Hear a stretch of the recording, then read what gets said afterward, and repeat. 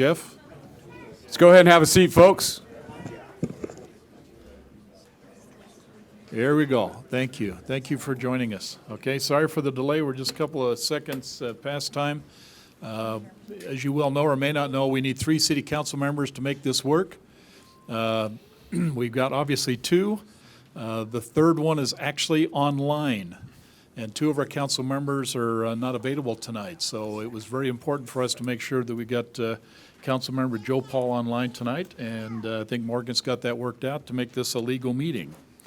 So with that, just want to welcome you all here. Just recognize that Councilmember Tafoya, Councilmember Saxton, and Councilmember Paul, who is on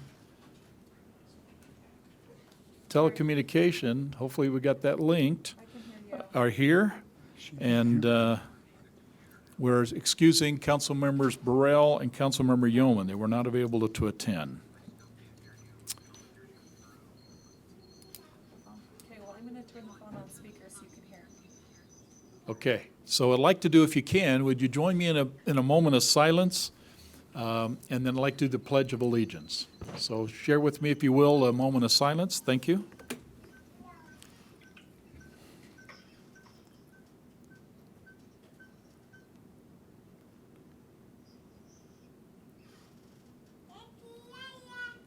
Thank you. Now, if you'll join me in a Pledge of Allegiance.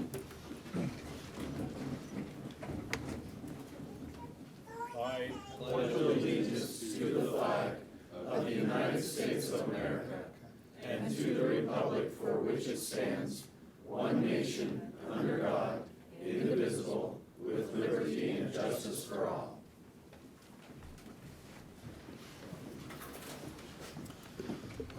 Thank you.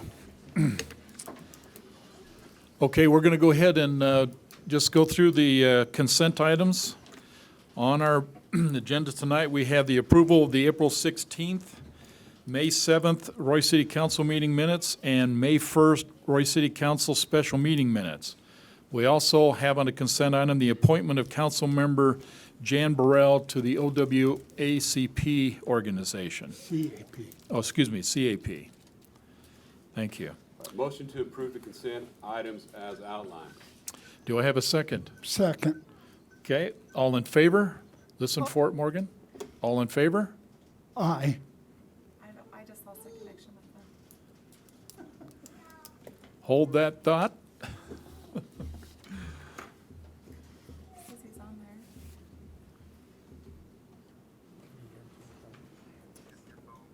Oh, I can hear him.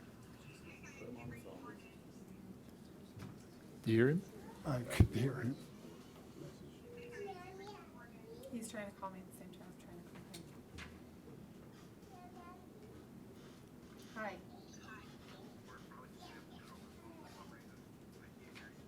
Okay, all right, I'll just FaceTime my phone. Okay.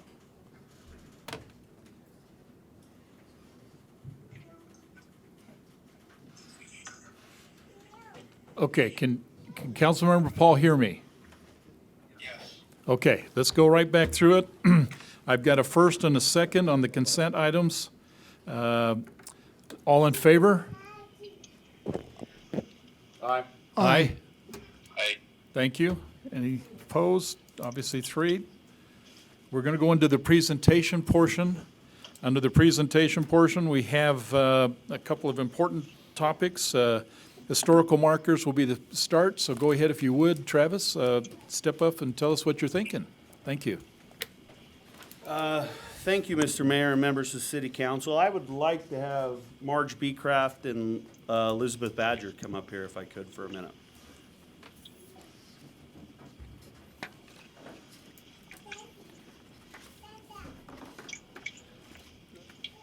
This was a great project. It was a collaborative effort between the Arts Council, the Beautification Committee, and city staff.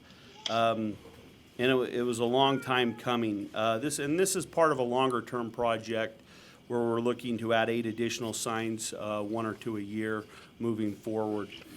In the month of May, members of the Parks Department, as well as members of Public Works, erected five historical signs. This project is the brainchild of former City Council member Marge Beecraft. Marge has worked diligently to share the city's history with the community. Her passion to educate our residents on history of Roy has been nothing short of outstanding. We all owe her a debt of gratitude for her vision, and I know I speak for a lot of people when I say thanks, Marge, for being so tenacious on this project. Thank you for teaching us all about the history of our beloved town and making sure that we remember. We wanted to kick off the event with something fun. We wanted to call attention to the historic monuments that I've presented to each one of you guys in the packet. We've put 5 of them up, and we kind of started brainstorming a little bit. And this is where Lizzie came into play and helped come up with a scavenger hunt for the project. This scavenger hunt has currently had over 350 plus people who have participated and received awards. There's the 5 historical markers. It's part of why we didn't want to do a PowerPoint, is we didn't want to give stuff away.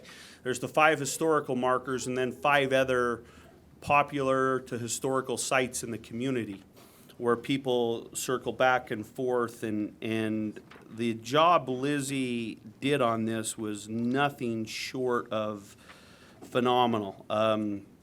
She ran with it. She made it her own and did an amazing job where we've gotten nothing but a bunch of positive feedback. Like I say, 350 plus people have participated in this event, and it's allowed families to spend time with each other. It's allowed people to learn more about our community. They go to places and locations that they've came back and told us, I didn't even know that was there, you know, or I didn't know anything like that. I've included the clues of all 10 scavenger hunt questions on there. I would like to turn a little time over to Marge and have her talk about the 8 next monuments that we're looking to put up. We understand, and we're looking, like I say, put 1 or 2 up a year, but I want her to talk a little bit about those 8 monuments that we're going to. Thank you. I've been working on this for way over 3 years, so it's been a real love for me. We also felt like, in addition to the 5 that we have, we want to focus on the canal, because if we hadn't had the canal, we would have never been able to have Roy City function at all. We also wanted to bring in the canning factory, the first church that was here, the first paved road. Believe it or not, it was a state road that went right out here on 1900. The first restaurant, and then we felt like our city marshal, our first mayor, our fire chief, our water and sewer superintendent put those together on one of the signs, the first gas station that was very important, and the first park. So those are the ones that we're hoping to work on and continue on so that people will be able to enjoy this. I belong to the Daughters of Utah Pioneers, and we were able to get that information out to those ladies prior to their last meeting in May, and so many of those are just thrilled to death to see all that, because they're all old people like me, so they love it. Thank you. Thank you, Marge. We're gonna jump into the fire department thing while I prepare something else real quick. Okay, so, But I do want to say something lastly about the historical signs. And that is, I'm proud of what they've done to bring the community together. You know, and I see it with, like I say, the 350 plus family members that have participated in this event, in the scavenger hunt. We've gotten great feedback. Emily in our office has done a wonderful job. We make them take selfies, you know, of them standing by the monument or the historical area. And we, you know, we segue, or we get the people out and traveling around the city, and we've got nothing but positive feedback, and we're real excited to be doing the project. okay, thank you, Travis. Mayor, I'd just like to say thanks to a great, fantastic job to Marge Beecraft for everything she's done with these historical markers. It's been a passion of hers for years, and to see it come to fruition is a great thing. So I want to say thank you for that, March. Yeah, well said. I'd second that. Yeah, and I should indicate, Marge, when you brought the concept up in the 75th anniversary, when we put that committee together, and you passed out to the entire city a map, so fascinating with the things that you've identified and was part of that. I'm telling you, there's a great history here, and I appreciate your hard work in putting that together. Now you put some markers out there for everybody to enjoy, so this is a great thing for Royce City. Thank you. Thank you, and I'm ready to go now. I hope you are. I wanted guests to come here. If I can get Lizzie to come back up here for a minute, please.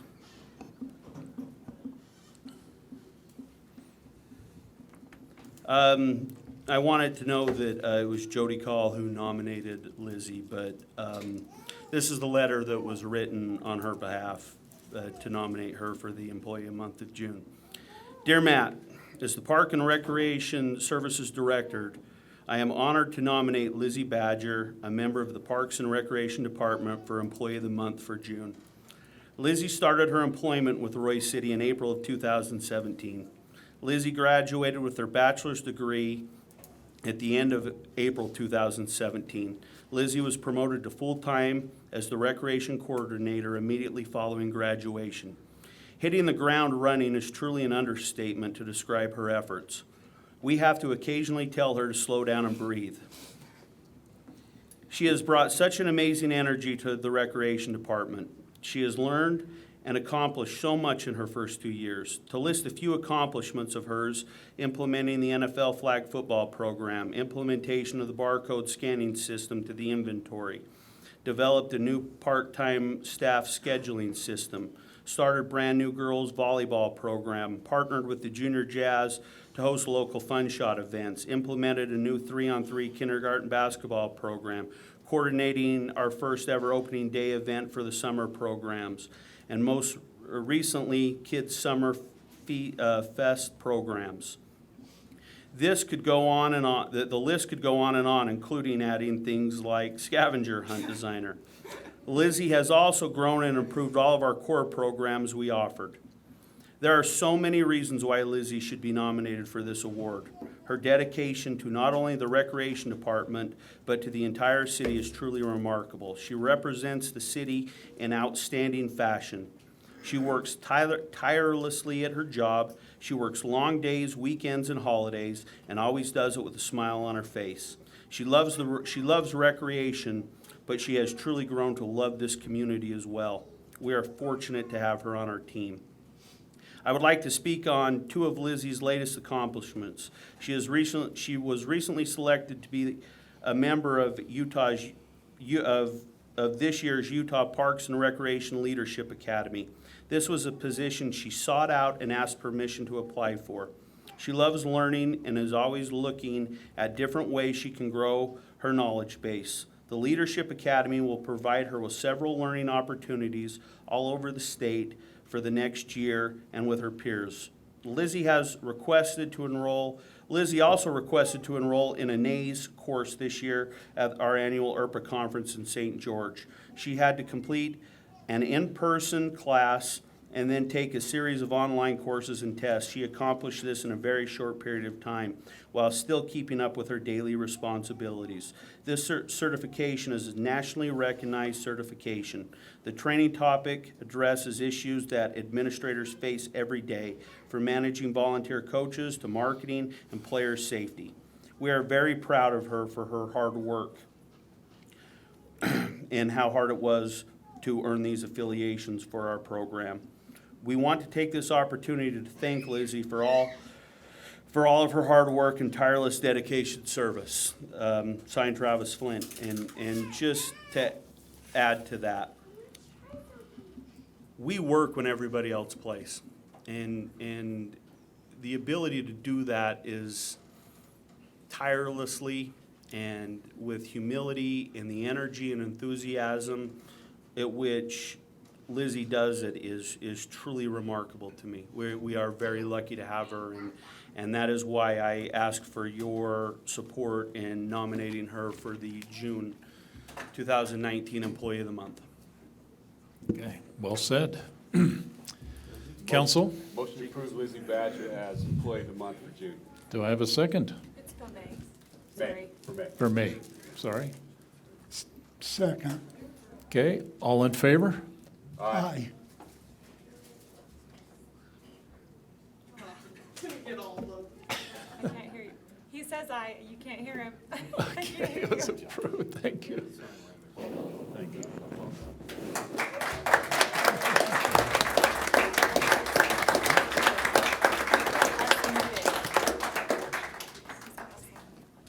Okay. Lindsay, well done. Travis, thank you, okay? When the leadership of an organization basically takes the time and recognize the accomplishments of people, it's a testimony in terms of how much we appreciate them, and more importantly, they get the recognition they rightly deserve. It took time for you to do what you did, and to be honest with you, you did the right thing. So well done. Okay, Jeff, I think you're up next. Thank you. Mayor, Council, kind of excited to talk about this project. We're going to be teaming up with the Red Cross. We have some of the representatives from the Red Cross here with us tonight. I'll bring Mike up and his staff. We were approached by them to bring on a good positive influence to our community. We're going to be teaming up with them to install a smoke detector program with the Red Cross they've done some of these in northern Utah, up north in Ogden City. So I'm going to turn the time over to Mike, let him talk about a little bit what we'll be doing and how it's going to affect our city. So we're pretty excited about it. Thank you, Jeff. Good evening, Mayor, council members. My name is Mike Smalden. I am the Disaster Program Manager for Northern Utah, which spans from South Davis County and part of Southwest Wyoming. And what we want to come and talk to you guys about today is our Sound the Alarm program. Our Sound the Alarm is us coming in and installing free smoke detectors in the homes of the citizens here. We want to make sure that we are putting brand new smoke alarms in homes to prevent deaths in the homes when a fire occurs. Here in the United States, every 8 seconds, or I told you, I made this mistake on national or on local TV. Every 8 minutes, someone dies in the United States of a home fire. And the Red Cross wants to work with fire departments to help prevent that. So what we do is we try to team up with fire departments and pick an area of the city, and then we go out and force with volunteers and fire departments, the mayors, city council members, citizens, and we go out together and we go out and knock on doors and say, hey, do you have a smoke detector in your home? If you don't, we can install 3 of them for free. And then we want to sit down and talk to you about how to get out of your house in 2 minutes or less. And here's some tips on how to prevent fires in your home. So I called Chief and said, hey, can we come up and do this with you guys? And he said yes. And so I do have some information for you guys, flyers, and it has the map information of where we're going to be at in your area. I talked to the chief just now, and right now it says meeting location to be determined, but they are allowing us to use the fire station for home base. So that's where all the volunteers will come up, and we will do training, which is like an hour. We'll give instructions and safety information so people make sure they don't walk and get hit by a car, or don't walk into a house alone and we never see them again, kind of stuff. So, and then we go out and force and make our neighborhood safer. So I just wanted to thank Roy City and Roy Fire for partnering up with us so we can make our citizens safer. Mike, thank you. Okay, we appreciate that. Thank you. Yeah, just a couple words to add to that. They did this for Ogden City, Weaver Fire District's area, out up in Northview. And how many did you install, do you remember? 300. Over 300 smoke detectors. You'd be surprised how many homes out there don't have smoke detectors in them that should, and they really do save lives. So we're really excited for this event. The day is going to be Saturday, June 15th, correct, will be the day. And we'll post this on our website, the city's webpage, so we get the information out. They've already kind of done the footwork on it and have kind of already been to those neighborhoods that we'll be in, so they kind of know that we're there. So we're really excited. It'll be a good event for us. So, Perfect. excited. Thank you, Jeff. Thank you, Mike. Thank you. Thank you. Thanks for coming. Appreciate it. Great program. Jeff, you have one more part you want to talk? I do, yes. Mayor and council, appreciate it. This is always a fun time for me. I always enjoy talking about our employees and the good work they do, keep our citizens safe and what they do. It's hard to follow Travis Flynn. He does a good job. We have a lot of employees in this city that do tremendous work on a daily basis, so it's nice to recognize them for what they do. Today I have kind of a special treat for you. We are going to do a few service awards to hand out to some fire department personnel. And basically, these recognition awards today will be recognition for exceptional service under extreme circumstances, which is a civilian rescue under life-threatening conditions. Fortunately, or unfortunately, we've had a couple incidents in our city in the past few months where we've had some pretty devastating fires. Fortunately with those though, with the dedicated members really kind of risking their lives, we've had 2 saves of civilian people from their homes in recent times. So I'm kind of excited because I have a special treat for this one this afternoon. On April 12th, 19, it was what these service awards are for. Our units, along with our mutual aid and automatic aid departments, were dispatched to a possible structure fire. Upon arrival in the block of 2825 West and Roy, when we arrived, we had heavy smoke coming from the attic space of a home. When we arrived, didn't know if anybody was inside the home or not. So basically what we did get some information from the neighbors next door that we were told there possibly was the homeowner there, her car is in the driveway, and if her car's there, she's there.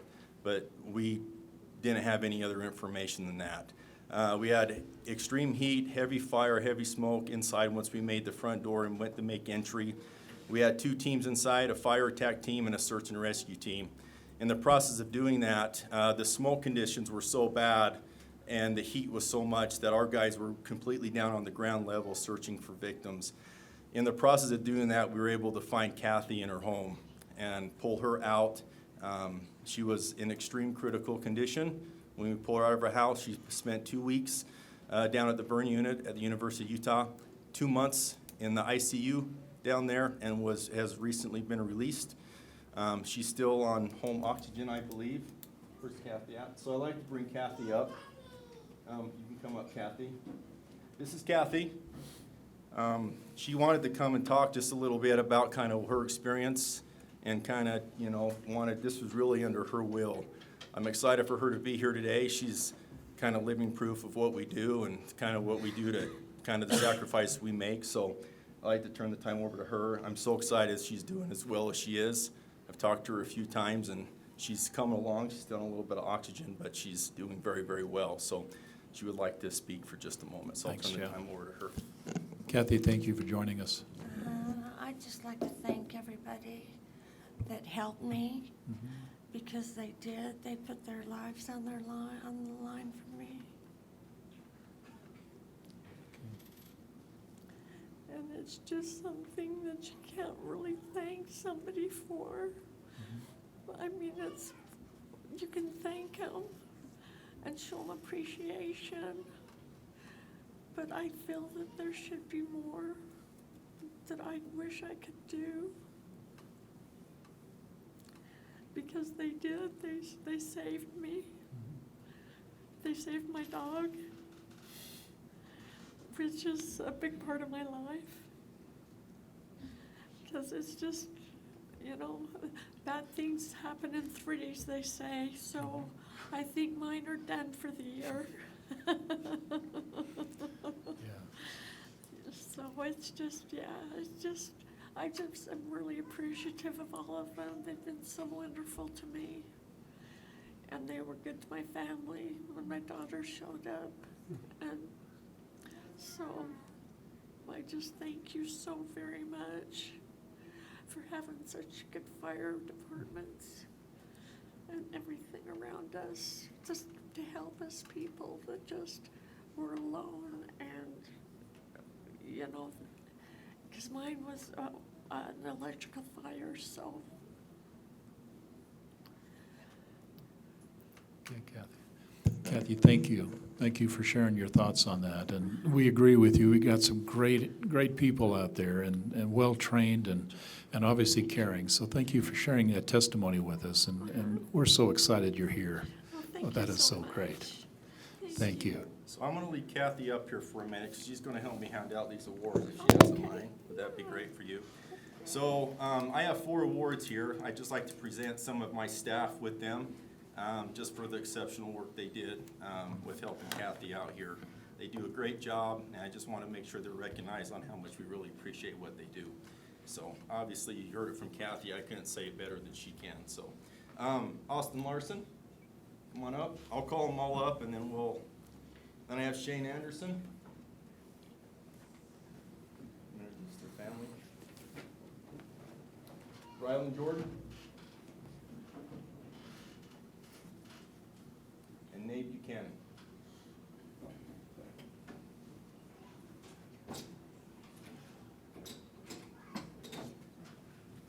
Like I said, before I hand these out, I just want to make a quick comment. The conditions here were pretty extreme. So they really put their lives on the line. I know this is what we're trained to do and this is what we do, but unfortunately, we don't run into these circumstances a lot. Their training, their aspiration, their willingness to serve and really do their job to the highest that they possibly can really showed. So we're super excited for what they did. Kathy wouldn't be here today without the strong work of a few things. One, her neighbor being vigilant on what they saw and call 911. Without that call, we wouldn't have gotten there. Our guys doing a good job, the ambulance crew, and then obviously the hospital that treated Kathy did a great job. So it was a huge team effort here. So just want to make sure everybody kind of gets credit for the work they did.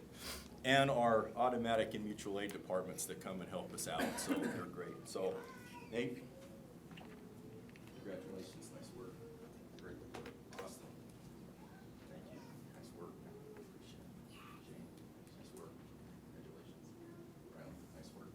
Congratulations. Oh, Kathy. Thank you so much.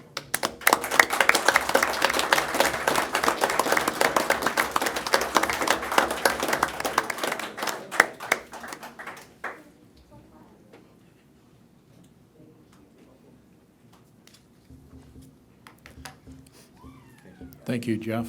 Council, Thanks, Council. comments? Mayor, just, again, it's great to see a citizen come up and just share their experiences, what they have with our fire department. And it just goes to prove, as she stated, what outstanding men and women we have working for us and Yeah. for the entire community.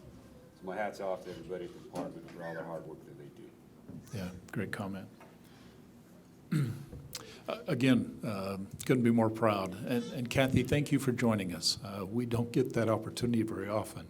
And to hear your testimony and to live through the experience, we're going to walk away tonight a different person. So thank you. Okay. Well done. Well done for your efforts. Thank you. Thanks, Chief. Okay, we have a couple of action items. We have Resolution 1911. I think, Mandy, you're going to share some thoughts with us. Thank you for joining us tonight. Thank you.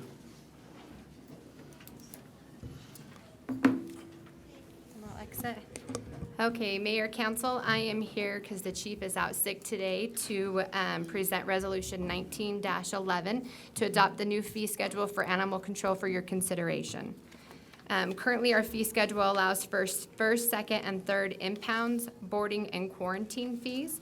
Currently, we do offer euthanasia disposal services to citizens, but we have not been able to charge for these services due to the current fee schedule in the Roy City Code Section 1-6-5.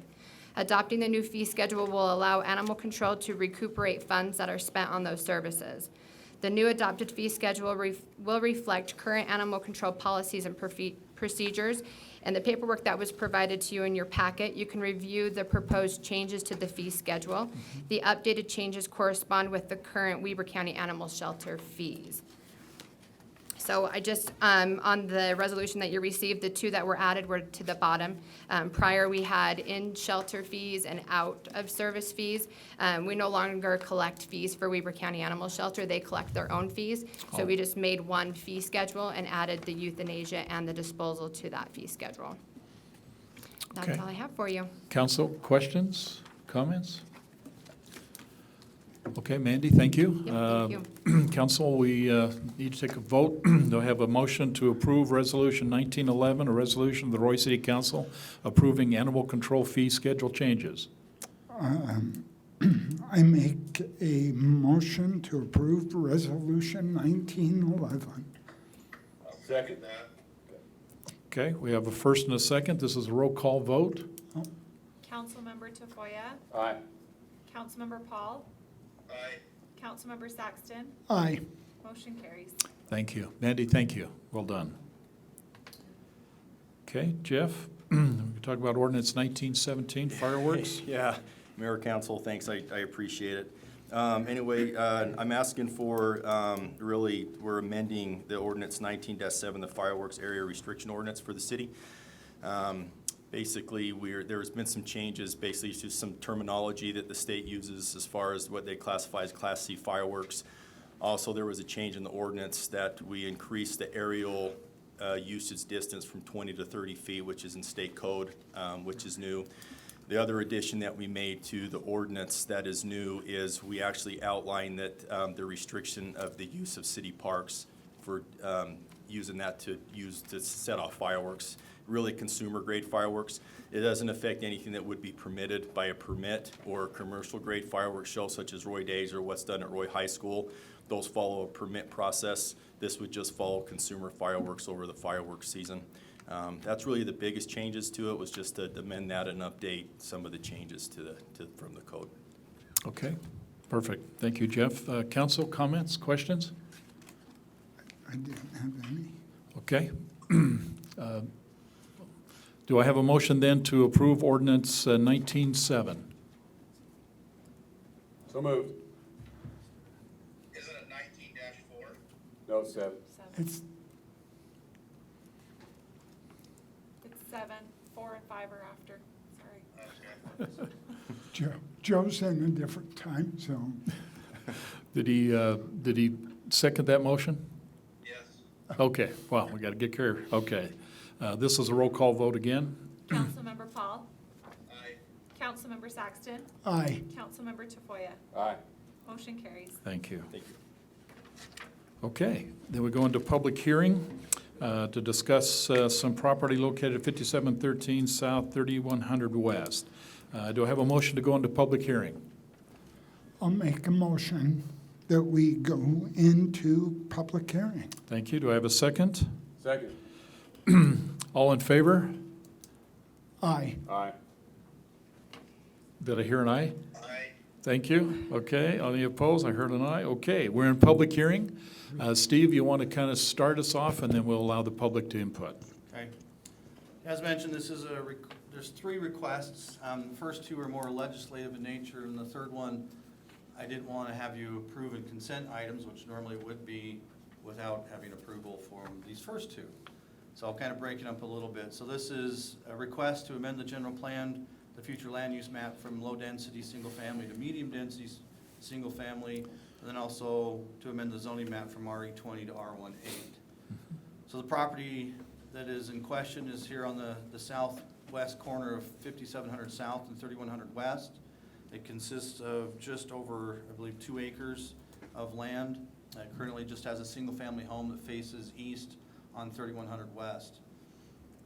When you look at both the future land use map, the current one, and the zoning map, so the future land use map is on the left. You can see the kind of the bright sunshiny yellow is medium density single family, kind of the pale yellow is low density single family. So general plan wise, it's contiguous to existing medium density residential. Even the blue down is a little bit low, is smaller, but and then when you look at the zoning map, there's more variety of zones that are there. You've got R110, which is to the north, R18, which is to the east, and then RE20, which is kind of to the south and to the west. The applicant is looking to rezone at R18. This has gone through the Planning Commission. They held a public hearing. There was 2 gentlemen that got up and spoke a little bit about it, some concerns. One was from the subdivision to the north. His concern was they have CC&Rs because there's an HOA, and he wanted, I would say, 9 or 10 of their covenants to be associated with this development, especially those that face them. The unfortunate part is this won't be part of an HOA, won't have any CC&Rs, so they'll just be restricted to what the city code requires. The other one was more concerned that he thought it was gonna be multifamily, so when they found out it wasn't, he was okay. So both the planning commission and staff recommend approval. Okay, this is a public hearing portion. Do you have anything you'd like to talk about? Please come up to the mic, give us your name and your address. Anybody like to make comment on this particular? Okay, seeing none. Do I have a motion to go out of public hearing? I'll make a motion that we go out of public hearing. Okay, do I have a second? Second. Okay, all in favor? Aye. Did I hear an aye on that one? Thank you. Thank you. Okay, we're out of public hearing. Council, questions, comments? No, I think we're okay with moving it to R18, as long as it's not any smaller than that. That's kind of the standard, so we should be fine. If you Okay. want, I can kind of jump into what the subdivision has, so you kind of understand. Because again, that's item number C, Yes, go ahead. so that you have ability. Again, reason why they requested it is just to get an extra lot. Right now, R110 would require, I want to say, a 70-foot frontage. R18 allows for 65. They have run into some issues with the DRC. They have to have a minimum 15 foot for lot 1 between the end of the house and the back property line. Having that, they've actually amended the site plan, or the subdivision plat a little bit. They've lost one lot, so now instead of having 8 lots, it's only gonna be 7, and those 6 that are to the west will just increase in size. Okay. Actually, most of them, I believe, are 9,000 or more. So that's one little switch into it, but they pretty much meet the ordinance regardless of it was R18 or R110 now. So, Okay, thank you. Okay, council then, no further questions. Do I have a motion to basically approve ordinance 19-5 to amend the general plan, future land use map from low-density, single-family residential to medium-density, single-family residential? So moved. Do I have a second? Second. This is roll call vote. Councilmember Saxton. Aye. Councilmember Paul. Aye. Councilmember Tafoya. Aye. Motion Okay, carries. thank you. And then, do I have a motion then to approve ordinance 19-6 to amend the zoning map from RE20 residential estates to R18 single-family residential? So moved. Okay, do I have a second? Second. Roll call vote. Councilmember Paul. Aye. Councilmember Tafoya. Aye. Councilmember Saxton. Aye. Motion carries. Thank you. Okay, and then you discuss the preliminary subdivision with them so they now understand what that's going to be. Do we need a vote on that? yes. Just Not more a vote, information? just a motion. Yeah, I didn't see an ordinance or a vote on it, so. It still requires council's approval for preliminary. Does it? Okay, then we'll go for that. Then, do I have a motion then to approve the preliminary subdivision approval of the Glenn Jenkins subdivision? So moved for approval. Okay, I got a first and a second, okay. Is this a roll call or just, okay, all in favor? Aye. Okay, heard all three, thank you. Thank you. Thank you, Steve. Okay, now we're opening the public comment period. This is an opportunity to come up and talk about anything you'd like to share. Please come up to the microphone and just give us your name and address. Thank Marge you. Beecraft, 1992 West, 3775 South. I didn't know if I'd had time for this or not because I have another appointment, but I have given to Dave and to Andy a list of sites that you can go to get rid of junk cars in your yard. Every one of them that I looked at gives the ability to have it as a tax write-off, They come and pick up the car. The citizen has nothing to worry about as far as that goes, so they don't have to put forth a lot of effort, other than they need to make that call so we can get rid of some of these junk cars in Roy City. Okay. Okay, thank you, Marge. Okay, anybody else like to share a thought?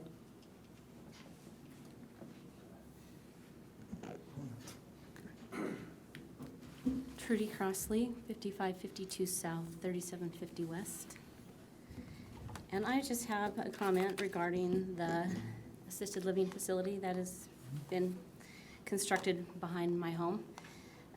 We have tried to be involved from the get-go, been here with the original meeting, the original proposal of what the development would be. And we have been in contact with the developers and the contractors. And my concerns are this, that along my property line, there are at least 4 code violations. And as a homeowner who's lived in this city now for almost 19 years, I've submitted to the codes with the size of my shed, the placement of things in my yard. And I'm wondering how this site plan was ever approved. I just wanted to enumerate those. The code 1010-31-2 talks about a screen wall, and this is required compatibility transitioning between residential and non-residential districts. So we approved the change of zoning. So my property is an R18. The property adjacent to me now is a CC. So in regards to that, it says when any non-residential zones, including all commercial and industrial zones, are as located adjacent to a residential zoning district, the following requirements shall apply. Number 2, screen walls. An opaque wall shall be installed and maintained along all lot lines that coincide with a residential zoning district boundary. The wall shall be 6 feet in height. Where there's a difference in elevation on the opposite sides of the wall, the height of the required wall shall be measured from the highest elevation. And letter D, the opaque wall shall be constructed of stone, brick, or colored block masonry. The site plan was approved for you to raise, they raised the ground behind me, so there's an elevation change. There's now a 4-foot vinyl fence on top of the retention wall. I have no privacy. And I'm not sure how that, and I don't know how you can interpret that any differently than measure from the height required, measured from the highest elevation. So, also number 3 in the same code, 1010-31-3. All non-residential uses located adjacent to any residentially zoned property shall provide a minimum of a 10-foot landscaped buffer adjacent to the residential zoning district boundary. No hard surfaces areas shall be permitted to be located within the required 10 feet landscape buffer area.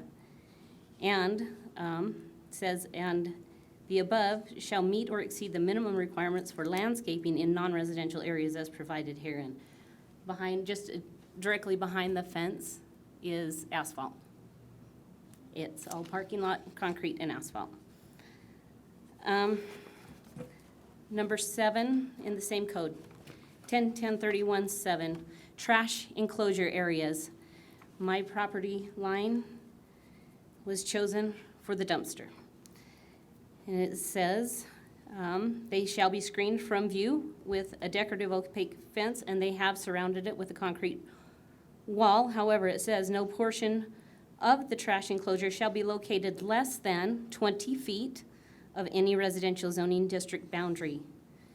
Their wall is 4 feet from my fence line. Number 9 in the same one, 1010-31-9, building and site lighting. It says about the fixtures attached to the buildings and freestanding lighting used to illuminate their landscaping signs, parking, providing lighting is appropriately directed and equipped with proper lenses, preventing any bright direct illumination upon adjacent properties located in a residential zoning district. No unshielded lights, reflectors, spotlights, strobe lights, searchlights should be located so that they are pointed towards or directly visible from any residentially zoned properties. I currently have a daughter who has a spotlight in her bedroom. So I have enumerated those things. I have highlighted the site map that was approved with the noted problems that I have outlined. And I'm just wondering what the city will do to enforce the codes that were on the books when the site plan was approved. Good question. Okay. Thank you. Please, just give us your name and home address. Thank you. Thank you, Council, Mayor. Braden Stander, 5544 South, 3750 West. Also impacted by the Sunridge Estates plot there. I won't recap what Trudy covered, but there are also, it seems to me that this entire code was ignored when this facility was approved. It talks about maximum heights that include, they can't be any higher than the residential requirements behind them, to include the fireplace and all of those things, which is 35 feet. It appears to be with the fireplace much higher than 35 feet. I don't know that for a fact, but just from looking at it, I think that that's a piece of it. The screen walls are a huge problem. But it also talks about, I know that in previous council meetings, citizens have been concerned about the HVAC systems and those things that are extremely loud, visible. If you look at section 8 in the same 10.10.3 code, it says all mechanical equipment, including swamp coolers, shall be screened entirely from the view from adjacent public right-of-ways and residentially owned properties by using one or more of the following techniques. It talks about a screening system. It also talks about doing it with landscaping and other things that should have been approved before this ever started being built. I'd be interested to see, what was the process when did we approve the things that this said that you had to have? The lighting is absolutely a huge issue. I think that's an issue, as well as the drainage. Actually in here, because they built it up 4 feet, I went from having a field where everything drained back into the field to now everything's up, and it pushes the groundwater towards the homes. Now they put in drainage around the building. There's still areas where that pushes into. And in here it says that no building site drainage shall be allowed to flow upon any adjoining properties unless a drainage easement for such purpose has been granted by the owner of the lot which upon the water may flow. That's what it says. And so, again, to me, that's been completely ignored when this building was approved. I can't get a 2-foot variance to build the shop that I want. I'm curious how, somebody can get through all of these codes, get something approved and built, every other business around us has these requirements met. So are we just so anxious to get economic development going that we're just gonna do anything to get a business here at the expense of the citizens? We want this to be a place where people wanna live and play and shop and do those things, and it's really frustrating, that this happened. And we tried to engage early. The mistake I made is I didn't come to the council early enough. But I've worked with the city, what's his name? Story, yeah. When they were bringing in the backfill, I brought these same concerns up. And the response I was told at that time was, well, once we've repurposed it by law, we don't have to talk to you guys about anything. Which, as a public servant, I think that's not the right attitude. But you could hear stories and stories about people who've gone to the city trying to get information, trying to address some of the concerns and get that same type of attitude. And I just think it's wrong. What's happened here is wrong, and I don't know how to fix it at this point. But hopefully the city council can look at it and figure out a way forward, because there's a lot of really good citizens impacted because we didn't follow our own codes. So thank you. Okay, thank you. Make another comment? Okay. Anybody else would like to make a comment? Your name and address. Thank you. My name's Don Decker, 3129 West, 5525 South. Okay. I'm basically making it known where the Yoshimura subdivision is, 3100, 55, or 5600. It's right there behind, it's got the big, large building there with another smaller building which was subdivided out into a Yoshimura subdivision. So the reason I'm bringing this complaint up is years ago, when Dai Yoshimura was still alive, I had conversations because I built my house on the backside of that particular building. And I did my due diligence on asking what the building was for, what was going to be happening, strategically thinking that, you know, the long term, if this was going to be turned commercial. At that particular time in '99, when I built there wasn't any concern or anything that I was aware of on the books that this property was going to turn out the way it is now. However, probably a couple years later, Dai had put it up for sale, and I had asked him, conversation with him, what does that mean if I were to buy it as opposed to somebody else buy it? He says, well, if you were to buy it, because you have adjoining property, that you would be able to keep the building and then use it in, you know, the fashion that you see fit, basically the adjoining property. However, he said, and which he knew at that time, that anybody else were to buy it and didn't have adjoining property would have to utilize it basically for storage. So that was understood by Dai at the time. And then when it was sold to Chris Hennifer and Curtis Davis,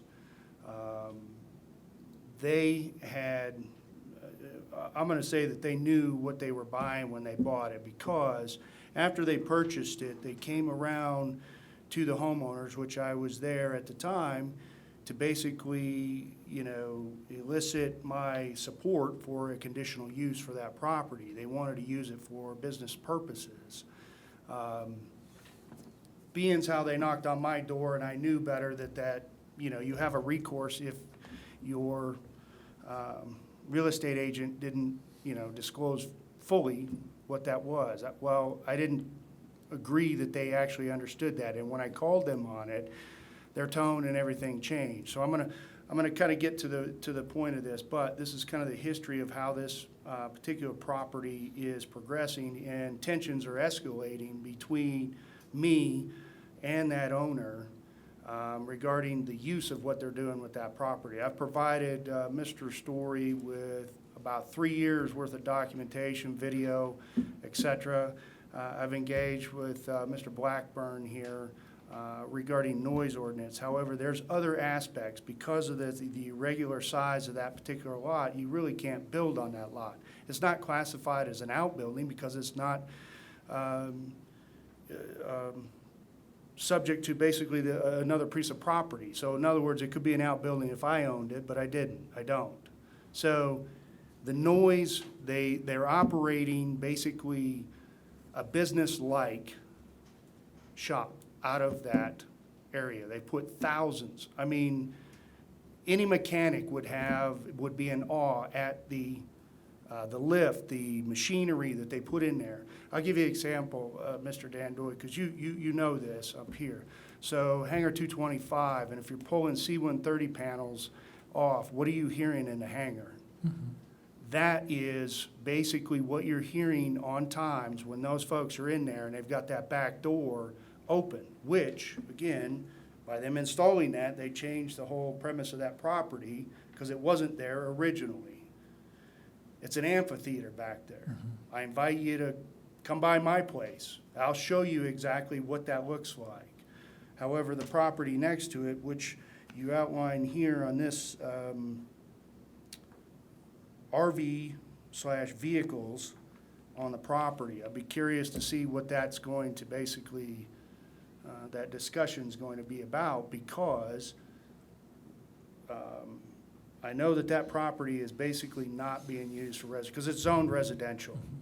And I did speak, and I don't know if he's here today, Matt Howard.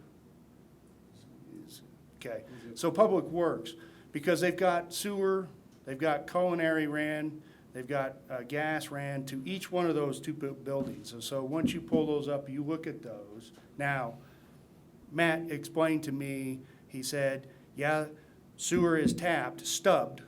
However, I know that they're actually run with a drain from there. Whether or not it's hooked up, I don't know that fact. He knows that culinary is not basically hooked up to it. So as the other folks are indicating here, we have codes in place, we have processes, and I know that under the city council meeting many years ago, that conditional use was shot down. Myself and Alan, which is my neighbor, both basically said, no, we don't want that in our backyard. That was not the intent. I'm going to kind of read just real quick the noise ordinance, which I've had to kind of explain to some of the officers because I've had numerous complaints, which I've called, on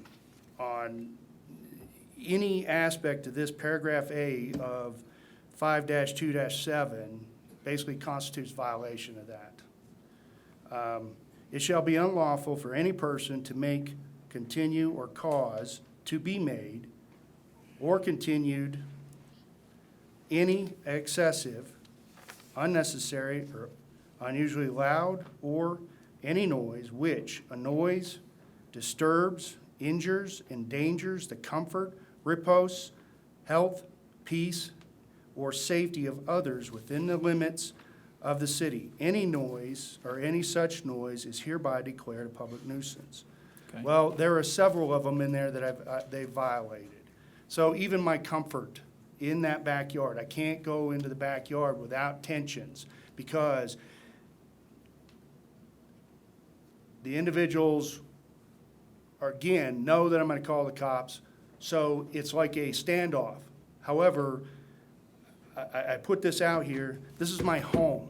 That is not a home. There's actually no physical property address for that property. They don't actually live here.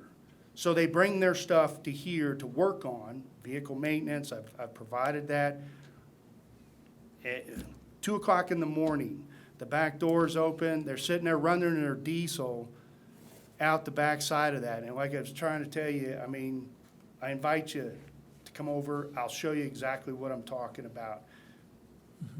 However, I'm engaged with Mr. Blackburn, Mr. Story, and again, we're working that particular piece, but I'm here to convey my frustration and anger that this is slowly creeping and escalating to a situation that it doesn't need to be. And I'm expecting the city to step in. Okay. Okay, thanks for Any your questions comments. for me? No, I appreciate your input. Obviously, it's something that needs to be looked at. Thank you. Mayor, I just wanted to comment on this a little bit and give you a little bit more information on it. We are going to meet again this week and want to look at some other things that might be involved with that property, but it's really kind of a unique situation. Many years ago, this was one lot. It was allowed to be subdivided. It shouldn't have never been subdivided because by doing that, it could have created a non-conforming use. You shouldn't have these 3 lots now with these buildings that weren't. So that should have never been approved. Now we're trying to deal with kind of this unique situation on how do we deal with that. We know we can deal with the noise ordinance part of that, and Right. so what I've indicated to him is that how you can record, how you can gather the evidence to prove these kind of cases, because it's always hard to call the police, in the middle of the night and actually see somebody come down there. So with recording and gathering evidence, I've talked to him about that, so how we can attack it from that way. The other aspect is a little more difficult because we don't know if by the way that was created, which should have never happened, has that created a non-conforming situation? It's really made things pretty awkward there. But we do have this other avenue that we can attack for sure. I'm exploring other things too, and that's why we're going to get together. We're going to go through some of the stuff that he has already provided to Mr. Story. So. Okay. Hey, thank you, Andy. You're welcome. I believe to the point that you're talking about, the intersection of 5600 and 3100, that has a unique situation. I appreciate you bringing it to our attention. There is the ordinance, the noise ordinance is simply, if I remember right, it says 60 decibels during the day. After 11 o'clock at night, has to drop to 50. 55 and during the day, 50. Yeah, 50. Residential, and And there are decibel machines that you can, and we've talked about Exactly. this, you can pick them up down at Walmart. They don't cost too much, but it's a good way to have that evidence so you can come into court and prove that. exactly. So And it, our conversations right here are probably superseding that limit. exactly, yeah. And I think to the point you're bringing up, if we can do the documentation, that becomes the evidence to see if we in fact have a code violation. If it does, then this is an avenue by which we can address it effectively. So it sounds like, Andy, you're working on this. Keep us posted on how this goes so we I can will. close this chapter. Thank you for your input. Okay? Mayor, if I may. Please. Steve had some comments from the first two speakers about clarification, so I'd kind of like to hear where he's Okay. coming from, what he has to say on it. Please. Yeah, I'll remember this. And I can't address everything. In some cases, it was which code supersedes which code. When they talked about the minimum buffer requirements of 10 feet between property and residential, the building setback 20 feet, which typically would be all landscaped. But then fire code said, no, we've got to have, because of the length of the building, we've got to have an access but in order to do that. So fire code kind of trumped zoning code in those parts of the building. Not much I can do when fire code says I've got to have this. The building, again, is set 20 feet back, so in some sections, there is concrete, in some sections, there is not. But we got to also remember, this is an assisted living center. These are people that are going to live there 24 hours a day, just very similar to the residential homes to the east, to the west and the south. Light fixtures, I have sent an email to the developer telling them that there cannot be any light being flooded over. You've got to screen those, either to physically screen it or maneuver it some way to be able to get that lighting out of the property. So that one's already being addressed, and we'll follow up with it. The drainage aspect, again, I've indicated to the developer, you cannot drain water into other people's properties. The site plan itself, when engineering looked at it, it was all satisfied. Everything should have been, but when construction isn't always as perfect as an engineer can draw it. So those were the aspects of that. Steve, on that topic, last meeting, we asked to have our engineer go down and see if the water was draining. Yeah, he's been out there. What's the result of that? I've asked the developer to take a look at it. We actually went down there a couple of times with a couple of the engineers, and they've issued a letter that we've sent to them to have them resolve that before we release the bond on it. Yeah, we do So have they should a be fixing it. landscaping and improvement bond that we'll just hold. It has been requested that we not allow for them to occupy the building. State statutes are very clear that you cannot hold those type of, you cannot hold occupancy for those type of issues. Luckily, we have the money, so that will hold them up. They'll want that back, and we'll just tell them no, not until they're fixed. How much is that bond? Originally, I think it was almost $800,000. Some things have been released just because they've installed sewer lines and stuff, that was part of it, but I want to say there's probably still $200,000, $100,000 within there. But a good chunk of change the developer will want back. Max height of the building, even at the toppest, is 30 feet. So, it may appear that because they did raise it up, but and the building does meet the aspect. The trash enclosure is probably one thing that we missed, that it shouldn't have been where it was at, but everything else has been looked at, evaluated, and some things, again, like I said, one code superseded the other. When it's life safety, there's nothing I can do. And what about the fence? The fence, well, originally, it was to be a 6-foot fence on property line. The retaining wall is 6 to 8 inches off property line. So we can make them put a 6-foot fence on property line as was approved, which would meet the ordinance. We did have a complaint that would mean it's only a 2-foot wall or fence on their side, on the assisted living side. So that's why we moved it up and made it a 4-foot fence, so The property owners to the west have an 8-foot wall, and the ones on the east have a 4-foot. So it was kind of a compromise where they could have legally just put it on the property line and called it good. And I think in reference to the conversation that will take place shortly after this, hopefully we'll be able to flesh out some of that issue that we found that it appears to be some conflicting conversation in the ordinances. And I think that's really the heart of what really has to be fixed in echoing the problem we got. But I can't help to think is, so what's next for the residents? Because if you kind of look at it, the two things that they came to the city when the proposal for come about was just do two things for us. Make sure we provide some security or privacy, and second is keep the water out of our backyards. I think the storm drain portion, okay, really works, but the landscaping itself is already putting water in the east, the most east portion of that development and the most west portion or north portion of that development. And the letter from the engineering department to the developer to fix that was really critical because that needs to be fixed as one of the things that has to be fixed. And so I think to the extent that we have some problems, and I'm still trying to struggle to figure out how we're going to help fix these problems. Large part is the fence problem because the perception is, and it's not a perception, I've seen the pictures, a person standing on the development side can literally look into the backyard of, in fact, almost jump into the backyard of the residents that are behind them. And equally concerning to that is that we now have two fences. We have a chain link fence and we now have a vinyl fence. And in between those two fence lines is a lot of trash. Garbage is collecting there and a lot more come. And then the debate is who's responsible to clean that out when that starts to get problematic. So we have some interesting challenges here, and we obviously just need to figure out how we can best approach these. But Steve, to your point, is there anything else that you want to share with us on?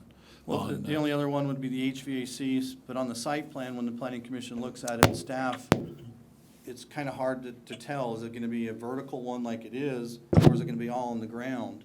Right. From a site plan view, it just looks like it's all on the ground. The fence should take care of the screening and stuff. When they built it, unbeknownst to planning commission and staff on this end, didn't understand or realize it was going to be vertical. We can definitely ask the developer to look into something to do. But again, it was one of those, when you're looking at 2D maps, you don't understand what the 3D version is going to be like. I think. Well, if we missed the garbage, Steve, is there anything we can do to get them to adequately screen the garbage enclosure? Well, it is screened. It does have a concrete mason wall around it. It's just one of those things that I didn't catch. It should have been 20 feet away rather than 4. Yeah, it's right up on the border, and So I think that's it the meets issue. all aspects, but exact location to the ordinance. And let's talk about that one issue right there. From a legal perspective, should we make them force it to move it somewhere else on the property? You know, I'd have to look into that because it doesn't meet code. Right. You know, So, and sometimes things like that happen. You know, one of the things, and I'll just address on that fence issue too, for everybody. If they would have put the 6-foot fence on the property line, that even made it more likely, and I guess I wasn't part of this, but apparently when the contractors were talking to him, hey, it's really easy to jump over if we go there. So they brought it back, and what I thought, it was more like a foot back, but then they already had a 4-foot concrete wall, and they put a 4-foot fence on top of it. So actually, the property owners there have 2 feet higher than they would have if they would have put that 6-foot fence right along there. So I think that type of arrangement was made to try and solve that problem. So we do have a little bit of an issue there. The mayor's question about who's responsible for that gap in between, it's the property owner. That would be the assisted living facility would have to make sure that that's maintained. Yeah, and that in itself, obviously, that's going to be part of the challenge. I guess my concern is that, and we can surely talk about that in much more detail in the discussion items, but But I think to the level in terms of the loss of privacy, the 4-foot fence on the backside really gave them a loss of privacy to their backyards, at least for the 3 or 4 residents that are involved there. And that, I think we could have fixed that had they put a 6-foot fence on that rather than that 4-foot fence. That would have given them even more. And then your point about the air conditioning. 4 foot from grade, if an individual stands on grade on the assisted living center, they're only 4 feet. That fence is only 4 feet. That's Right. correct. And if they, on would the- have done a 6-foot fence, it would have been only 2 feet. Yeah, if it had been 6-foot fence on grade, then it would have been different. But if it had been 6-foot fence on the higher portion, then we could have provided at least that privacy component to that. And that really comes to the challenge. But help me if I'm wrong in terms of where we go from here. And maybe it's more in the discussion items we're going to have here in a moment. But I think to the extent, I understand the fire department component to that, and maybe there's a debate about maybe the harder question should have been is that should they have been able to put as large a facility they did at that location, knowing perfectly well they should have had a fire lane in the back. Chief, I think, that's critical to that because you got to get access. And then also to meet the ordinance requirement, had some buffer of 10 feet or 12 feet, whatever that's supposed to be, between that fire lane and the border line.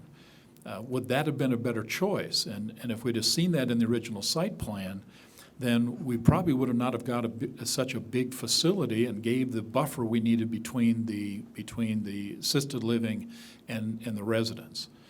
Because I am also concerned, and it's in my point paper you read, I'm concerned about the generator unit that's sitting up on the north end, on the east end. It's sitting within 15 or 20 feet of the fence line. It doesn't obviously go on as much as maybe you would expect, but I will indicate to you if it's and I assume it's 150 kilowatt Genrad. That particular unit is going to generate about 76 decibels, 78 decibels when it's running. That's measured 27 feet away from that unit. That's what the manufacturer rates that at 27 feet from there. 27 feet is about in the middle of that person's next to its backyard.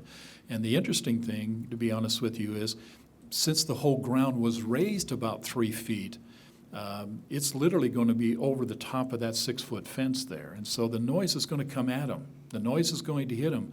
Luckily, it's not going to happen unless there's a power outage, but the noise will hit them. And to be honest with you, if you read that same noise ordinance, it's in violation of the noise ordinance when it's running. If in fact it is higher, as the manufacturer says it is, it's 76 to 78 decibels at 27 feet away. And so we have a myriad of challenges here at this site. And the real one, among everything, is that we got some conflicting conversation and information in the ordinance. And I think what I heard from the testimony so far, they were quoting chapter and verse out of the ordinance. And yet that's different to some extent than what we've got. And so we have some real opportunity here to do something to get this right, and then we got to fix these ordinances. So that's really my conversation, and I've just bled a little bit into what we're going to talk about here in a second. So, Steve, is there anything else you want to share with us in terms of what your information? Nope. Okay, thank you. Can I just read this? Please. Don't roll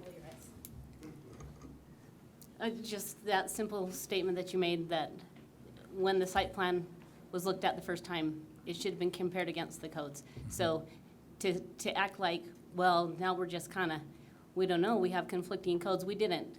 The original proposal that came in was a 50 to 70 unit, and it ended up being the 70. And like you say, had we just gone back to them and said, it's too big, bring it down to fit our codes, and we're happy to have you here. And that was the discussion that we all had. I have handwritten notes, so we brought those very things up at the very first meeting. Yep. So to just act like we didn't see it, we saw it.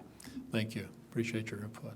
Okay, anybody else would like to share a thought before we, please? Couple things. I mean, I agree with Trudy that if it can't meet all elements of the code, it should never be approved. I mean, that's just, to me, common sense. I can't go build something that doesn't meet all aspects of code. You know, so how it happened here, I don't know. The fence, it's very clear that the highest elevation, okay, it doesn't say property line, it says the highest elevation. It might, their highest elevation might be 2 feet back, but it's still the highest elevation. It also says that it should be brick, stone, or mason. Why is it just a vinyl fence? Okay, the code this is, and we've done it with every other business. There's a conflicting Walk next door to provision in the this, code. but this is the code that we should follow when it backs up residential. There's another provision in the code that talks about vinyl fencing, so there's a conflict that needs to be changed so that that's clear. The primary thing is to make sure that it's opaque, but there is that provision that says stone. and So all that. opaque. So I don't know why that's there, but I think we're gonna change that and make So if that I can see clear. under it, the little So gap there is a underneath the provision, but fence, we also is that have the opaque? 20-foot fence to the east. Why didn't we take that into consideration and have them continue that on down behind this, and it would have solved all the problems? Well, that's a Honestly, good this is question, intentional. Councilmember. You're willing to put a 6-foot fence on the ground, but you're not willing to put a 6-foot fence up on top. That makes no sense to me. You were still gonna incur the same cost whether you put that on the ground or you put it on. These people have been not good to deal with. They took a whole scoop of dirt because they thought we were putting trash over there and dumped it in my neighbor's yard. The first day they were there digging things up. The developer has been hard to deal with. This is intentional in my book. That why would you even think that that's the right thing to do in this situation? Security cameras, that hasn't even been discussed here, but the security cameras, they're looking in people's backyards. There's a privacy issue there. You know, and the code says that they have to put the fence all the way through. They have not completed the fence all the way through. It stops, there are retaining walls there, you can literally stand on the retaining wall and step into my yard. Finish it, make it to the code. If you came and inspected something I was building and it didn't meet code, you wouldn't let me occupy it. So I don't know why it's different here. Why is it different for these guys than anybody else in the rest of the city? I don't understand that. Okay. So, I don't know. Well, thank you for your input. Thank you. And where do we go from here right now? So we have a business that wants to occupy, it gets running, we have issues that aren't resolved. Where does the city stand? Some of the issues, they're under the process now because the engineer has sent a letter to the contractor, I believe, about the drainage issues. With the lighting, it sounds like that's also being addressed too with letters, so hopefully that should be taken care of. It seems like pretty much the only issue we have right now, and I could be wrong on this, is the fence. And so I think what happened at that time is, I don't think there was anything bad on the part of the contractor about the fence. I think they were looking at, if we put a 6-foot fence on the property line, boy, we've got 2 feet here, people are gonna be jumping over. Let's put it on top of the existing 4-foot stone fence, and they decided to do a 4-foot, even though the ordinance says put a 6-foot there. So they put a 4-foot thinking, hey, this makes it better. It's less likely for people to jump over a 4-foot fence than a 2-foot fence. And they also thought that that would make it higher and more private than if they put it right on the property line, where it'd only be 6 feet high, now they're getting 8 feet high. So I think that was just a decision that was made by people thinking, hey, they were making the best decision they could there. So there's an issue. That may have to be. Business still gets, Steve made a statement that occupancy is still going to happen, is that correct? Yes. I don't think that's something that's gonna permit occupancy from occurring. And what I found out, Dave, and that's a good point, the first thing is the site plan was approved by the city, and so we're kind of in a stuck. But I've asked the city for the owner's name and phone number. My intent is to go talk to the owner, not the developer. The developer is going to finish whatever he was agreed to the city. I'm going to ask the owner if he in fact will work with the city and replace that south fence, 4-foot fence, with a 6-foot one, to provide at least some privacy to the south side of that. But we still have an issue that has to be addressed on that's the south side, the west side. Try to get the 4-foot fence off the west side and put a 6-foot there to provide privacy. Then we'll try to address the south side and figure out what options we have, if any, to see what we can do there. But here's the heart of the challenge, council, is that there's one part of the ordinance, if you've seen that point paper I sent you, and it says that maximum you can put on there 6 foot.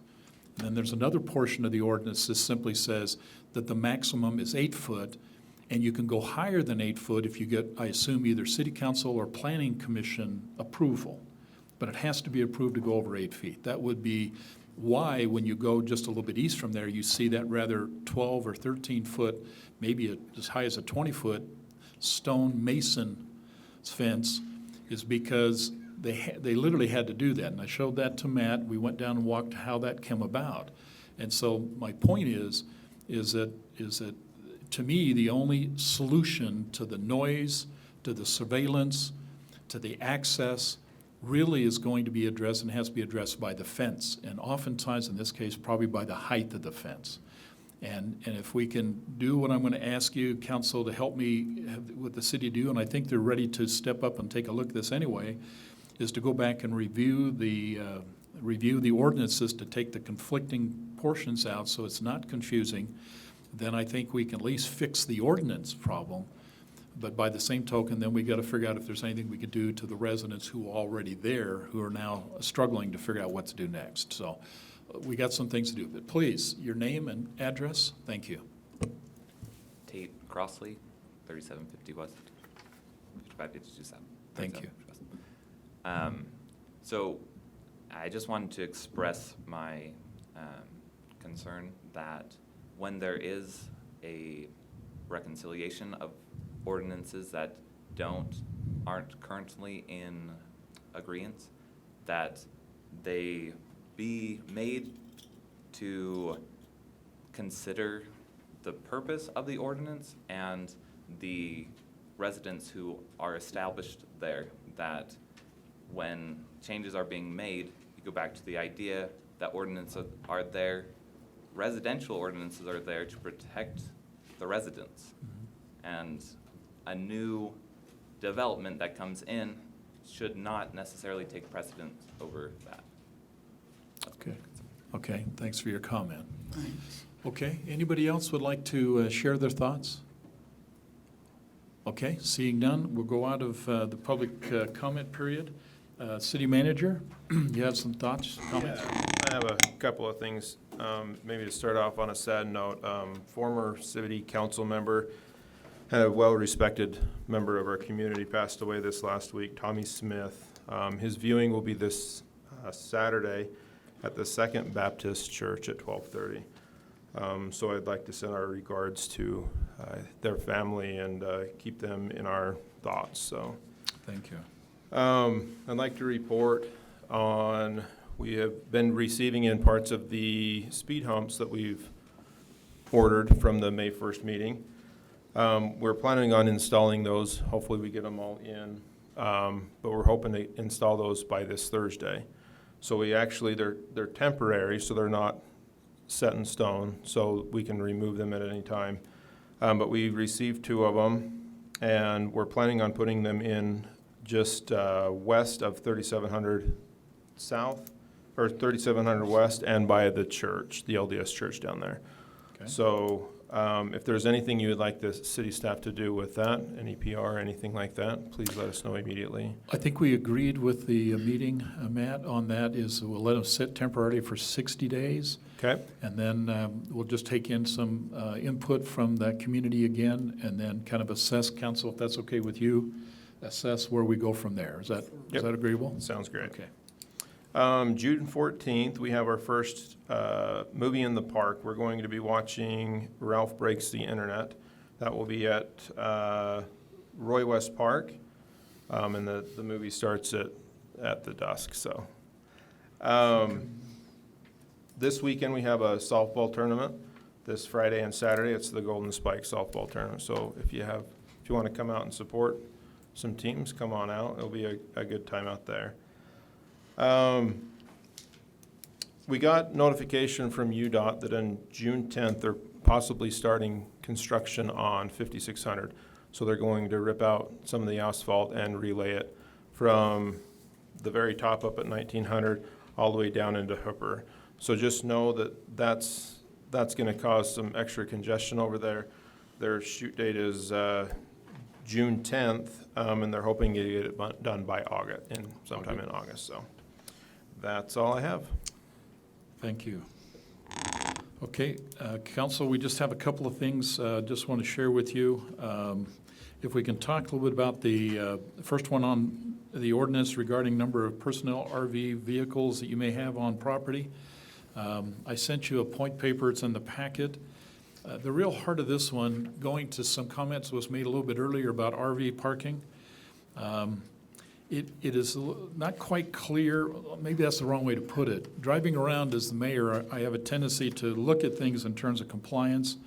And council, I will just indicate to you, there is a significant number of people inside of Roy City who are in fact, in my opinion, violating our ordinance. If they have a motorhome, a trailer, and a boat, they are basically in violation if it's stored outside. Stored outside is anything after 48 hours. If they have, I've seen in the case of the gentleman that was talking about 5631, there's got to be at least 4, maybe 5 fifth wheel trailers parked along that back fence on that particular lot. We have seen people who I've seen and I know personally who have their family members, because they have a rather large lot, they may be storing their child's trailer on their lot. The ordinance is very clear. You cannot store on your lot after 48 hours anything that is not registered to you. So what I'm asking, if you would, if we just have the Planning Commission take another look to find out what the right balance in terms of RV storage, open storage on lots. What is that right balance? Today it's 2. Should it maybe be 3? The risk is not to become an RV storage lot in people's backyards. So what is that right balance, and how do we clarify that and do that? So I'd ask if it's okay to see if the city will work through the Planning Commission to find maybe a little clarification in that particular portion of Table 17 in the ordinance. Mayor, I got a thought on all 3 of these, A, B, and C. We have issues. We have problems. I was thinking maybe we do a work session, have staff pull other ordinance from other places. We put together one that works good for us, and then we send that to the Planning Commission. We could do that. Because I think that way staff would give the chance for staff to check and investigate all the proper things that could or shouldn't be happening. We get together, and I feel better as a full council where we're just 2.5 here today, kind of 3, instead of all of us here to make that decision to go forward on what's best for the city. So if we have that work session and then come up with good ordinance revisions and then send it to the commission for approval or whatever. Okay, so we could do that. That might be the solution, because I was thinking is that the Planning Commission would come to a recommendation, the council would have to finalize it anyway, but if we want to kind of give them some direction to focus on and then make those public inputs, the outcome will still be the same. We'll still get a more efficient policy.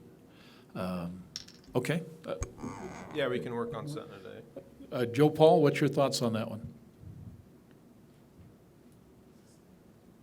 I didn't hear. Sorry, he's on mute.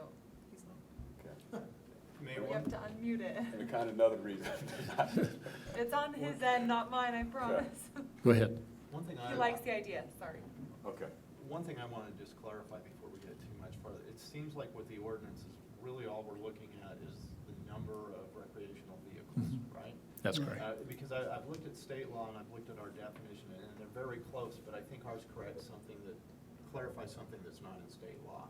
So if we're looking at numbers, council, keep that in mind, what kind of numbers you're looking at, because as staff, we'll meet whatever you want on that. We can change that. With ordinance on fences or highest, we know we've got to clear up the one issue where we have a conflict on the definition of opaque.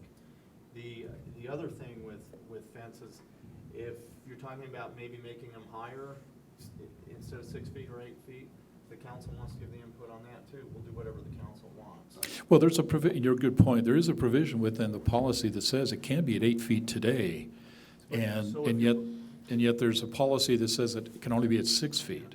So if you're recommending that, again, I don't know that any more research will be necessary for that. But kind of where the council gives us some direction on it, we'll correct that. Steve, tell me if I'm saying anything wrong there or anything No, counter I to mean, your I thoughts. just did a quick search on fences, and I can't find the allowance to up to 8 feet. Oh, I have it right here. It's in that point paper. Actually, I laid it all out. There are some cities that allow 8 feet, there are some that require it. In Austin, Texas, you have to go, similar to getting a variance, you can get an 8-foot high fence, but it's kind of. Well, what it basically talks to is that, well, maybe the key answer to this would be is just pull it out of of what the ordinance actually says, and I'll give you chapter and verse, and then you can help me understand this. In the package, in 10.10.31, required compatibility transition treatments between residential and non-residential districts. That one specifically says where there's a difference in elevation on opposite sides of the wall, the height of the required wall shall be measured at the highest elevation. Highest elevation. Didn't say down at the bottom. It says the highest elevation. So when they raise that up, And that's where you gotta define what elevation is, we don't have that. well, we do. It should be, and it states in that, it says the highest elevation then would be is between the two property lines. And then it says that elevation, the oblique wall shall be constructed of stone brick, and it says shall be. It didn't say maybe as it does on the fencing. It says shall be. So that needs to be clarified. It needs to be clarified, and that was the whole point. And then it says just on that same one, it says the oblique wall shall be a minimum of 6 feet, but not more than 8 feet.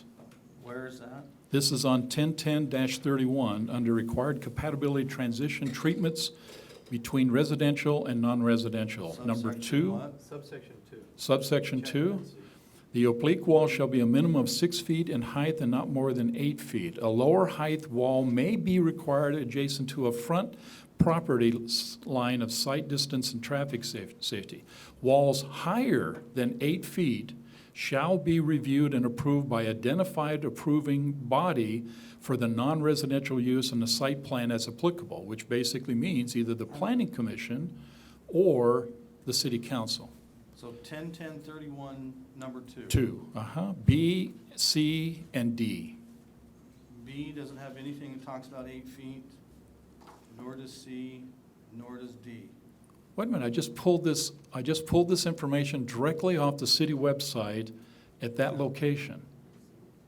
Directly off the city Are website. you looking right off the website? Yeah, that's, And I pulled those exact words right off the website. How could there very well be a difference in 10.10.31 after what I just pulled?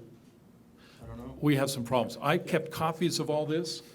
I'll pull all my copies of what I pulled off the website, and we need to find out why I found it different than what you found it on our website. And that also goes to the work session, let's iron all of this stuff out. Oh, There my are- heavens. There are issues that need to be taken care of. Oh, my heavens. cash issue with the site? The cash, We have we contracted with a new company to do our website, so we need to check with IT and see Now, if there the might be a official possibility. document is in my office, Right. but this is, Just what's there. yeah. Could be a transfer issue, like you said, there are problems, but I think Joe said we got direction for the work session. Brian's okay there, so we're good with that, Mayor? Yeah, okay, so let me just make this, I'm good with that. yeah, let me just make this clear, okay? I'm just a mayor. I don't know this stuff. I don't even have any experience of this stuff. I just simply read this stuff, no different than any resident in this entire city. And by the way, there's about 39,000 of them. And the point is that when I go on the website of Roy City and pull the ordinance off there and print exactly what that ordinance says, and that is different than what we just see here, council, we got a problem. And it's anybody who wants to look and see what's going on in Roy City in terms of the code has to say, we got a problem. And so we've got to make sure this works. And I think the work session's good, so, because that'll help us to flush this out. But let me just make it clear, that should never happen. What we are in fact looking at, and what I'm looking at as a resident, should be exactly the same thing. There should not be confusion. I found indifferences between different sections of that same code. But if we can pull that off there right now and not find that, and I found it, we got a problem. What Because do I'm we do no if different. it's a developer or a potential future business person coming to Roy and they're basing their decisions off of that, and then they get here and find out, oh, that's not the case. That's bad representation. Yeah, great point. Man, we can't, that's just no way to run a city. We live by laws, we live by ordinances. And it's absolutely critical that everybody understands what they are and we abide by those. But if, It's our responsibility to make sure we fix it, man. So that's we got to fix it. We got an opportunity to fix. To your questions in terms of the existing problems, it's got to come out. We got to figure out what we're going to do. So we've got to address this, okay, somehow, some fashion, some form. And we need to flesh this out. So we'll set up a workshop meeting and we'll try to do that. By the way, all workshop meetings are open to the public. And so this is an opportunity, but we'll focus on these issues and try to find at least some balance here of what we need to do. Fair enough? Council, you okay with that? Yeah. Okay. Anything else we need to talk about?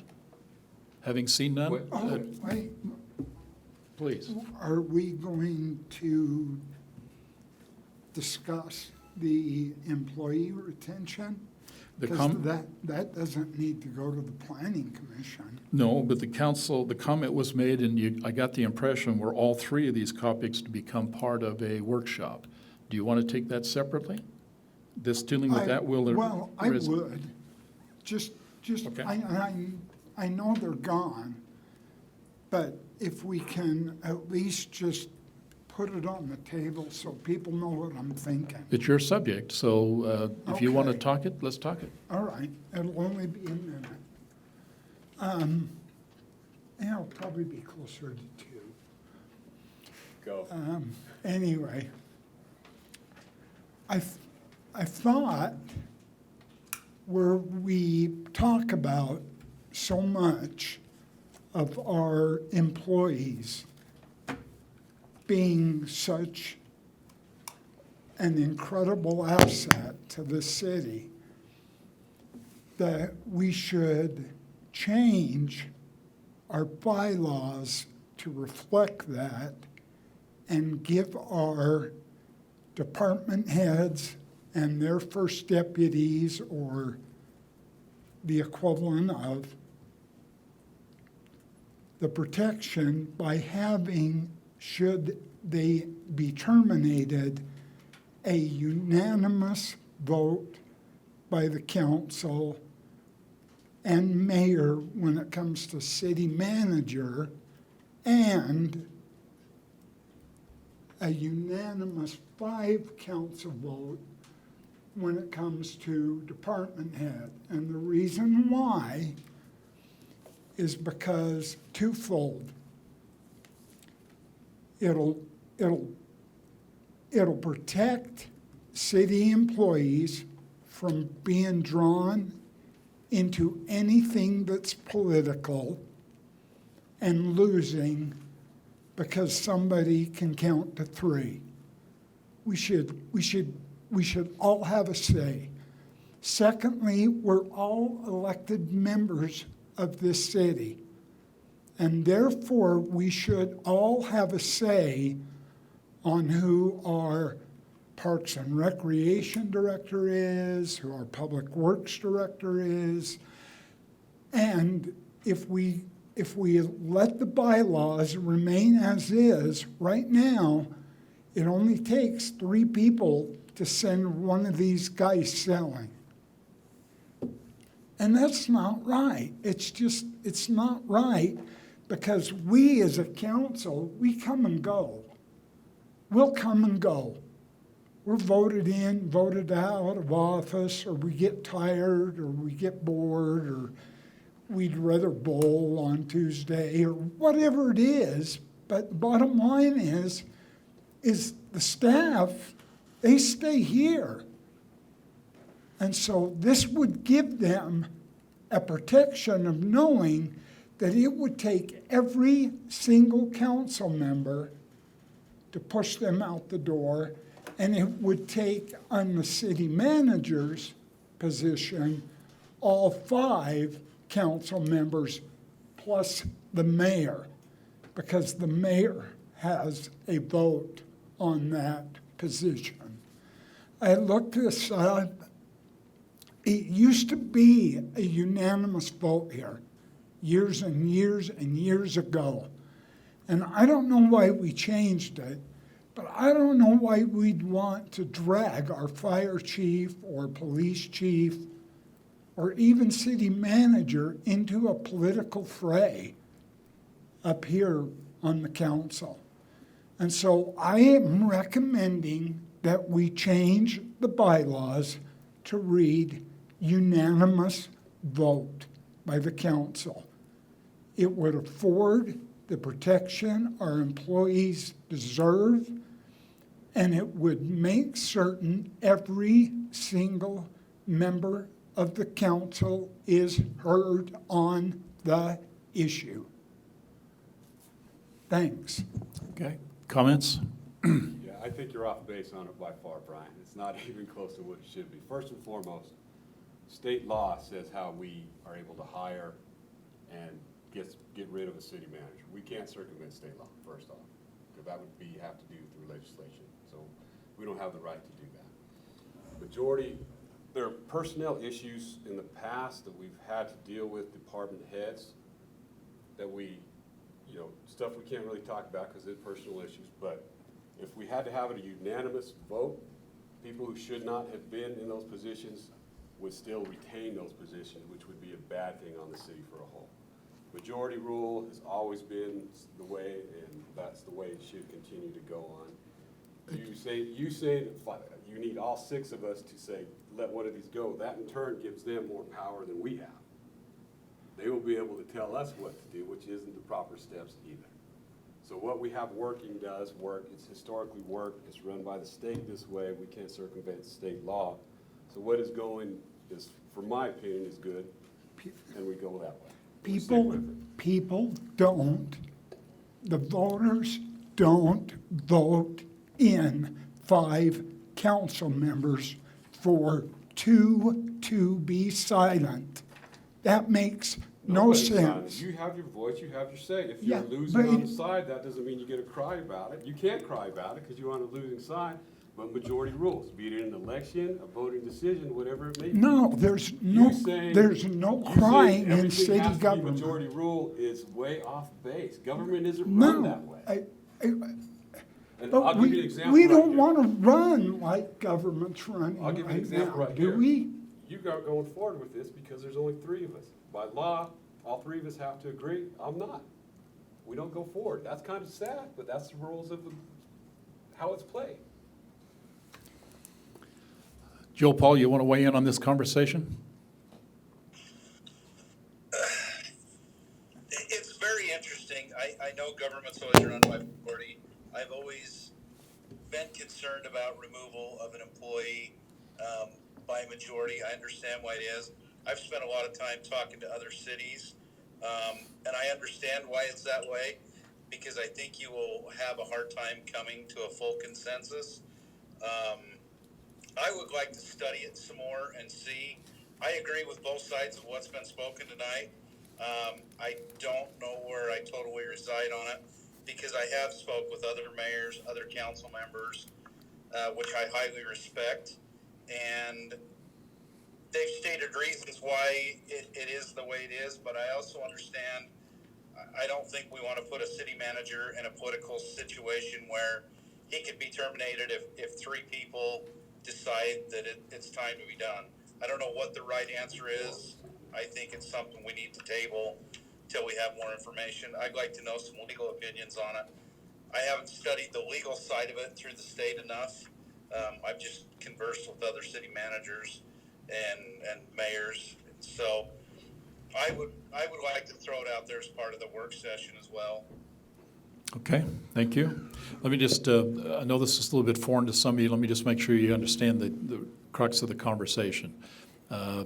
Department heads, deputies, and city manager, attorney are all at-will employees. At-will employee basically means is at will at the discretion of a city council.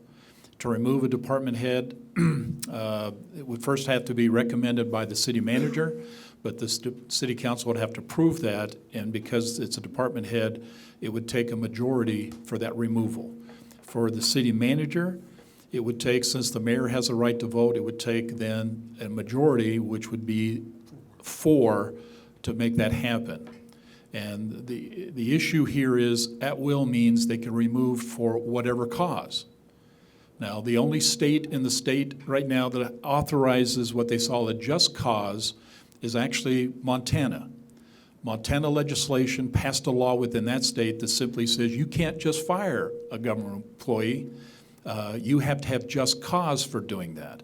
The other 49 states do not. That's just a little bit of trivia about this conversation.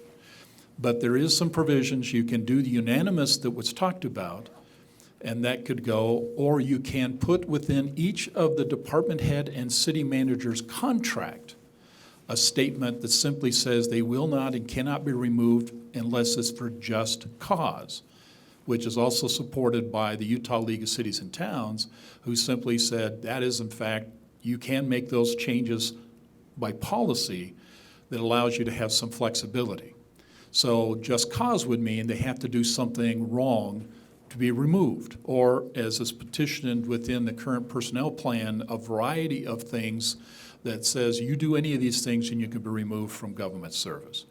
So I like the just cause clause. That encompasses a lot of it, that it's not just because 3 people chose to get rid of them, that there is just cause behind getting rid of them. yeah, and so there are some provisions that allows them to do that. I think what I heard would be is there's some discussion still needs to be happening on this. Maybe it should warrant, okay, a nice sidebar conversation and a work session to figure out what the right way to approach this. But to the point, I think that Councilmember Saxton is putting to the table is that no department head, no city manager should be caught in the middle of a political discussion. They are oftentimes, but they shouldn't have to weigh in on that, shouldn't have to, but they do find themselves unfortunately that. So in reference to that, there may Have to fear for their job is probably a better. well, okay, I'm probably a little more politically correct, but the fact of the matter is one should not have to worry about whether they get a job next week or not. And I think that's the concern that's on the table. How do we take that concern about? Because here's what reality will tell you, and just to give you that. If any, and I'm not speaking for myself, I've done enough research on this to tell you, that suggests is if in fact an employee fears that they will not have a job, they oftentimes basically are reluctant to push forward, to basically make changes. They feel very comfortable where they are because they know where they are, but there's really not a lot of initiative to push in a new direction because making a mistake could cost them their employment. You can read the research on it. I've done enough of that to tell you that the initiatives, the creativity is oftentimes blocked if in fact people are concerned about losing their job for making a wrong decision. So not sure where this is going to go, but it sounds like we're not going to have enough tonight to really flesh this out. But I think the stage has been set based on the information to follow this conversation up with something else. So, Brian, are you okay with that? To have a conversation after this? Okay, then we'll have a continual conversation to finish this out and hopefully come up with something that's suitable to the, and I agree, to the entire council who needs to be part of this conversation. Okay? Anything else we want to put on the table? Seeing none, do I have a motion? Before we adjourn. Go ahead. As Matt mentioned, we lost one of our former members, Councilmember Tommy Smith, this past week. For me, Tommy was a very important part of my life. He helped mentor me when I became a council member. He helped guide my decision-making process and what we should and shouldn't be doing, and always decide what is right for the citizens, what is right for the city as a whole.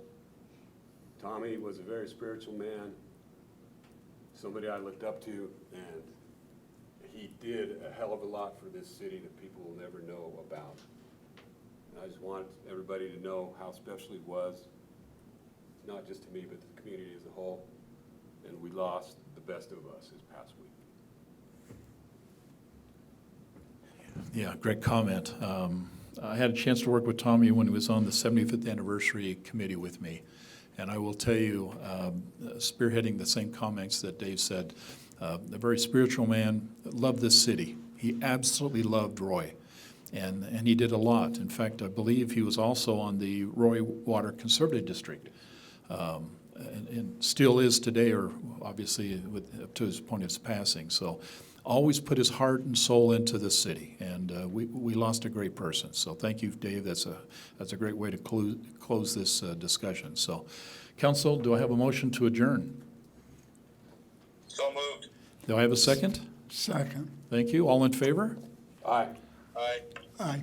Thank you. Okay, have a good day. Thanks for joining us, okay? Appreciate it. We got some things to work on.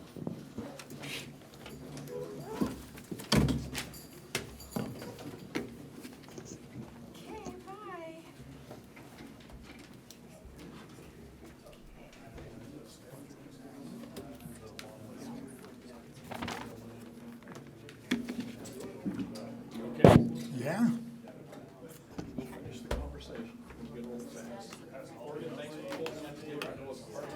I think it was his computer that wasn't working. All mine was working, so I think he just had an issue.